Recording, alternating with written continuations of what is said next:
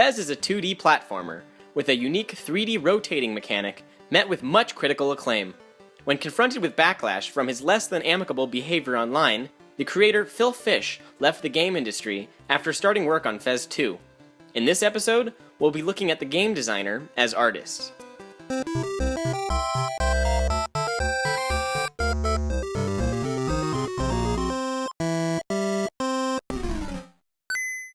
I'm Celine. I study computer science and design here at CMU. I used to want to be a creative writer and also a historian at one point. When I was a kid, my mom would never buy me a Game Boy Advance. And so I feel like I missed out on this childhood of gaming that so many people have experienced.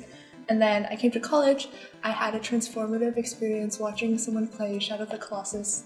And then I bought a lot of Humble Bundle games I haven't really played, but I think the next point is I will start playing them into the horizon someday. It's okay. I never got a Game Boy as a kid either.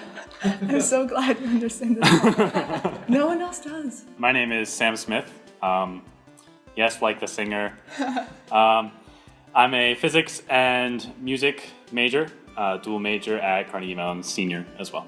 I grew up playing tons of board games with my dad, who collects very many board games. And then, of course, as I got older, I started playing video games because my friends were doing that. A couple of my friends very into indie games, so they'll recommend the best games that they've played, and they'll tell me, oh yeah, you really need to play this game. It's kind of been filtered for me.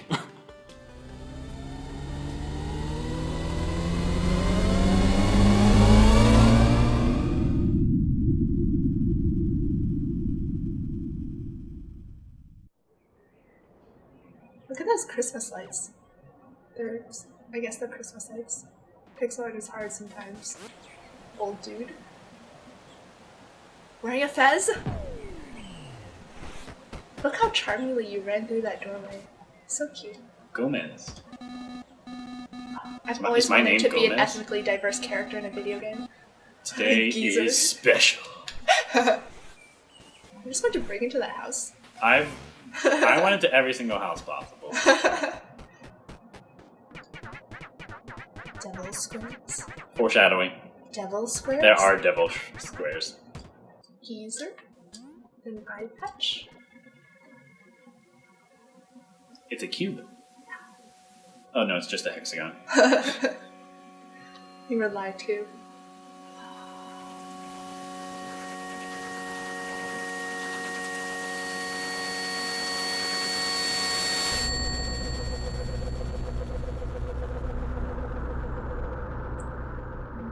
This is surreal. I feel like this is supposed to be some great exposition, and there's no story.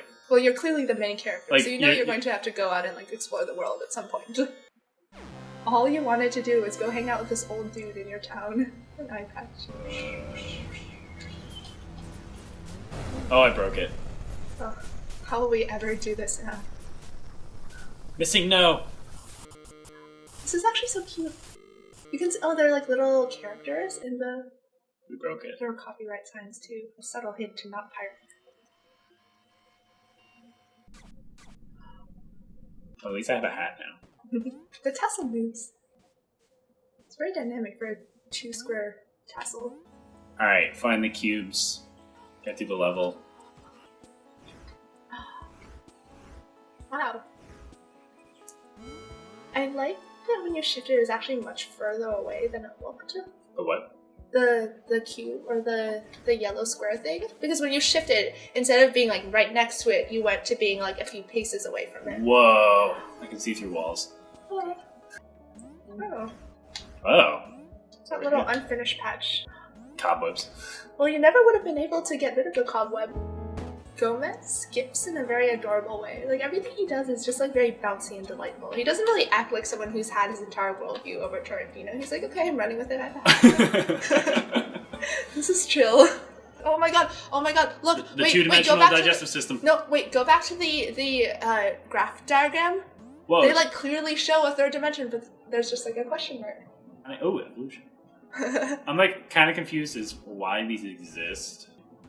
A new direction? Whoa. So maybe everyone else knows about it. Maybe. I mean, well, I should talk to more people. That was cute. Non-possible. So it's not just us.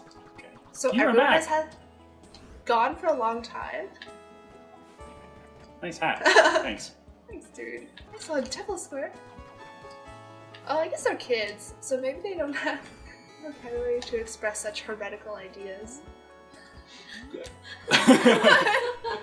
What? I mean, everyone is like at the beginning. Everyone was treating it as if like squares were the only thing that could possibly exist in the world.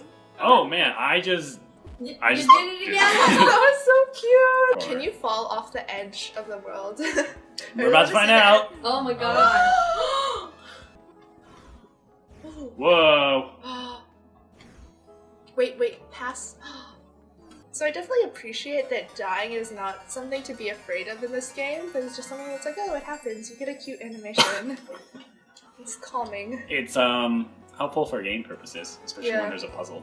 Yeah. Listen. So Not at least- having to restart a level over when you die is really nice. Yeah, that's a good point. When you're trying to figure out a problem, you're throwing all of your mental energies into figuring out like how can you like get up to this next level? How can you reach this object? And I feel like it's very frustrating if the penalty for making an incorrect guess is that then you're taken out of that problem-solving space, and then you have to remember all these like real-world constraints of like, oh yeah, I have to like run back up there, I have to like resolve all these things, and you have to think about things that are not the interesting problems. Also, I appreciate that when you pick up cubes, the pitch increases of the That's a good point, actually. pickup sound. I don't really know what art is. It seems to be this thing that I like interact with every once in a while. I frequently get into situations where I'm like, okay, I'm not an artist, but then what am I thinking about when I do this? I think video games can be art. There's the question of intent, which is kind of like, what did the creator want it to be? What was the experience? Is it just supposed to be like something fun that you talk about with your friends and then you like put it away and it gathers digital dust or whatever? So I think his animation is nice in making this feel very, very dynamic. It feels very satisfying to do all these actions just because he reacts so much to your emotions. Also, it's changing the time of day, which is kind of cool. Yeah. Using the constellations. Cute. Tetronomes. I do think that a lot of games nowadays assume that you have a certain level of game mechanics as far as being able to like operate in a 3D space, whereas this is, 2D, 3D. Usually called game literacy. Game literacy. Yeah. Okay. So I feel like this is something that inhibits me a lot from continuing to play games in my advanced years now, at the age of 21. Because I feel like having not played enough games in my childhood, I feel like extra dumb trying to play games now. It's definitely and it's true. like, how do I... I've tried to teach multiple people Portal, but they can't get around the 3D world. People who have no background in games, like, it's a really high barrier to Could I entry. jump and shift perspective while I jump? What would that Find do? out. Oh, okay. Oh, I can look up and down. Oh, that's so cute. Ooh, black hole. His mouth is so expressive. Oh, I can look left and right. Oh my god. Do you want a cookie? Yes. So this is my favorite lighting effect in real life, I guess, is like the dappled lighting through the trees. And and then as you're running, you like go in and out of the... this is so beautiful. Oh, It's a decorative that's piece. really cool. What? When I'm behind it, the sounds are muted. Okay, sorry, wait, do that again.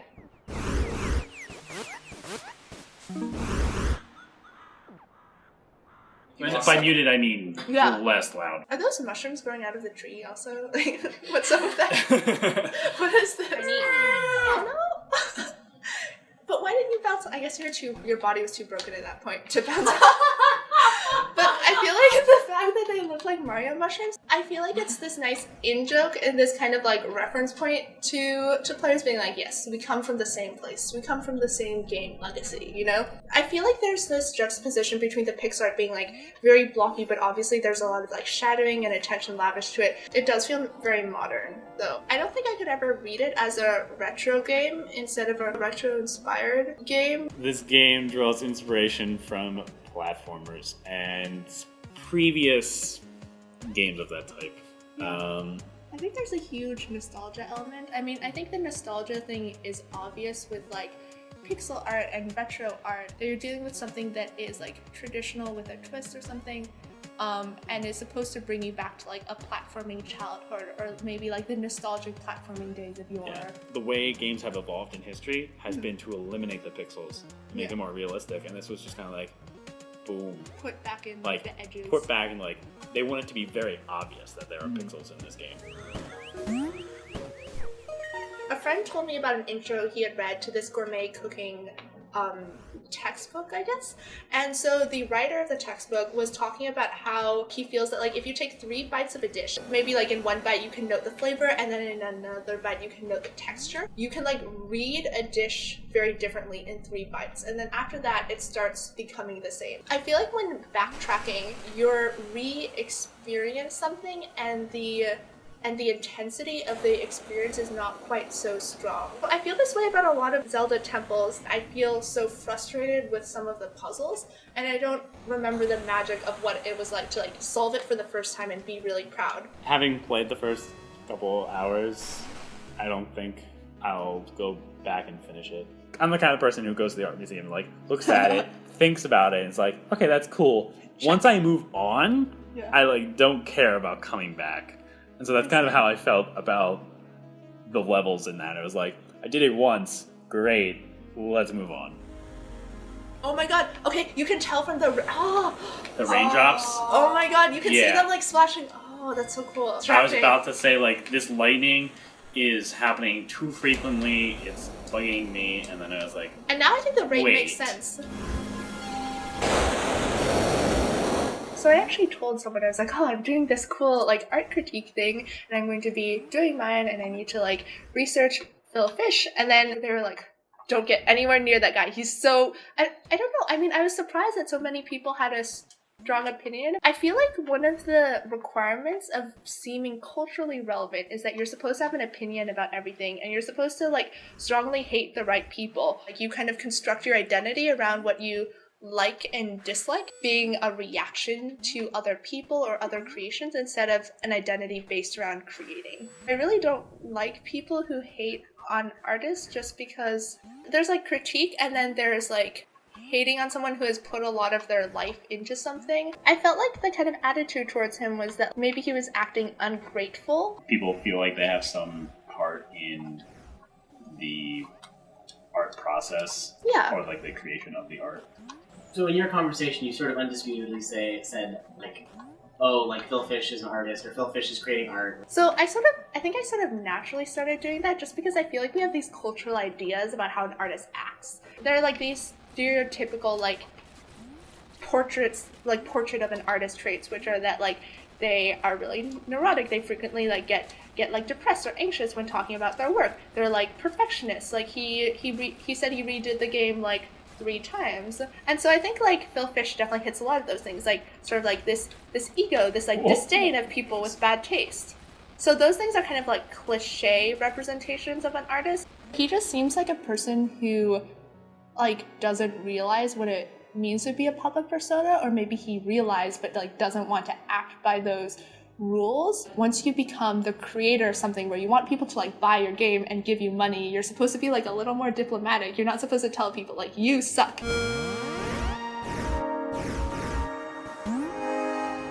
Saving the world is not the reason you left your village. You left your village for no good reason. Someone told you there was a door and you went through it. Like a lot of the game is like trying to be to some degree like pure about the exploration and about the experience, which is like, look at all this beautiful lush pixel art and these like sounds that change depending on the perspective you're at. The game designer has a lot of control over how you interact with their art piece, just because they create the limits of the world that you are playing in. I feel like Fez is such a like charming, innocent, kind of like pure game, and if you contrast that with like Phil Fish's persona and kind of how he's treated, it seems escapist. And because he talks so much about like being depressed and investing so much into this game, I think it's interesting that the game still feels charming and lighthearted. It doesn't seem cynical. Maybe that appears later on, I don't know. I was like, for now. Yeah, for now. For the first couple hours. At the end, everyone like stones Gomez, and then he, oh no, that's too sad that they go. Fez is just supposed to be like all experience, no context. Nothing where you're supposed to like have this outside intention of, I need to know how this ends, I need to know whether he saves the girl or gets the girl. It's just like, do you want to continue? Do you want to see more of the art? Do you want to like experience more pleasant sounds? Then okay, sure. You have to look for the story. I feel like it's not really being handed to you. I kind of feel that it's more like an art piece in that way, where it's like you get the meaning out of it that you want almost. I feel like a lot of modern art is like, I'm gonna not say anything because Yeah, I'm also because I'm not afraid of like artist. modern Never art, mind. and I'm like, never mind, I'm not gonna say anything. you know what's I'm not also an artist. scary? Even scarier, trying to talk about postmodern art. I say like postmodern art, and then like my hands get sweaty and I freeze up. See, when I say modern art, what I mean is contemporary art. I really hope BuzzFeed comes out with an article explaining postmodernism. You mean try to? This looks like a very like in-depth. Oh my god, look at that air. Oh my god, creepy. Are they square bugs? Sorry, I just think it's so cute that they're also square. Everything is square. Okay, now I really want to figure out what this place is supposed to be. This is a really interesting environment. It feels kind of dystopian to me. I like the lack of context because when I don't understand an environment, then I feel more compelled to explore it and sort of like pick up more pieces so I can figure out like what is the narrative here. Is there a narrative? Can I find it? Can I not find it? Do I have to make something up? Can I make something up that feels appealing? I feel like sometimes there are these like very traditionalist ideas of like what art is, which is like someone else is setting a pace for you, a sequence. You're supposed to experience things in a specific order to get the full intent. And I think games are kind of like interestingly transgressive sometimes in saying that you don't have to experience things in the right order and you're not supposed to like get like one experience from it.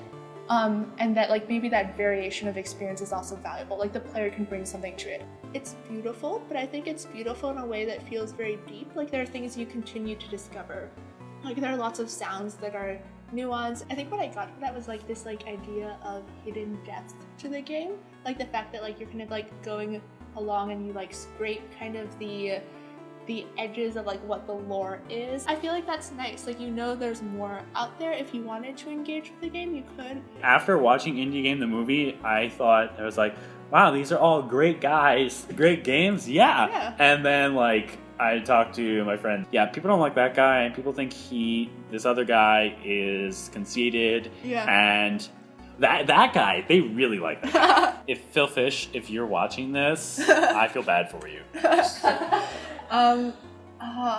So I guess I wanted to talk. Now I feel bad because you just directly addressed it, but I personally felt deeply sympathetic having to deal with kind of like your mental health and these ups and downs and trying to create a product and kind of like trying to figure out like how much separation you can have between like your work and yourself. It was really sad. It's so tough. I kept on thinking when I was reading comments about Phil Fish online. It sounds a lot like the comments you would have about like almost any woman who dares to talk about video gaming, except that there are no rape threats. It's not just like a gender or a race issue. It's also this like unhealthy way we view the creators in our industries and like how much we choose to respect or disrespect them. I think that was really jarring for me. Was Fez like a fulfilling experience for Phil Fish? It felt like maybe there's this obligation that like society had wrung out of him, and he made it, he delivered, and then they proceeded to like shit on him. Yeah, I might be completely wrong. Yeah. But I've never heard people criticize Fez. Yeah. They criticize Phil Fish, which is so weird to think about. Like, this artist who made this piece of art that's really famous. People love his art, but they people don't love it, him. but they hate him.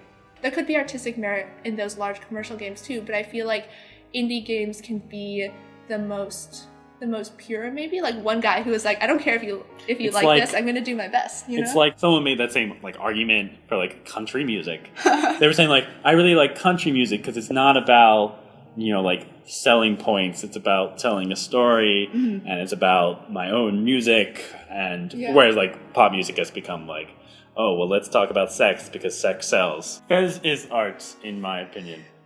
If you took a screenshot of this game, you could use the image alone as an artistic piece. I don't think that bundling it into some interactive format makes it not. the experience feels intentional. There are so many like small things to discover. I feel like, yeah, art.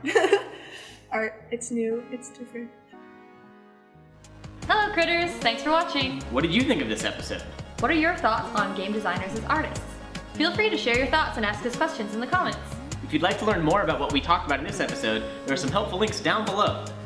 Share, like, and subscribe if you like what you're seeing. See you next time!